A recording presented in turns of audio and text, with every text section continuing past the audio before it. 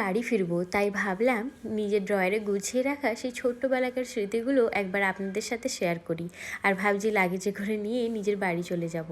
যেখানে বেশি থাকি সেইখানেই ভাবছি এদেরকে নিয়ে গিয়ে রাখবো। প্রায় 6 থেকে শুরু করে 10th অবধি ফাইনাল পরীক্ষার মার্কশিট সহ অন্যান্য বৃত্তিমূলক যে পরীক্ষা হতো আর অঙ্কন প্রতিযোগিতার সার্টিফিকেট সহ রেজাল্টও রয়েছে। আমি যেহেতু ড্রয়িং শিখতাম, তাই যে কোনো অঙ্কন প্রতিযোগিতায় আমি অংশগ্রহণ করতাম। আর বৃত্তিমূলক পরীক্ষাগুলোও আমি অংশগ্রহণ করার চেষ্টা করতাম। তাই খুঁজে খুঁজে দেখলাম আমার সেই 2012 সালের আমার বৃত্তিমূলক পরীক্ষা হয়েছিল, যেটি ট্যালেন্ট সার্চ এক্সামিনেশন। দেখুন সালটা 2012, সেটা দেখছি আমার সার্টিফিকেট রয়েছে রেজাল্ট সহ। দেখে এত ভালো লাগছে। আর স্কুলে প্রথমবার অঙ্কন প্রতিযোগিতা হয়েছিল, তাতে অংশগ্রহণ করাতে প্রথম স্থান অধিকার করেছিলাম। দেখে এত ভালো লাগছে।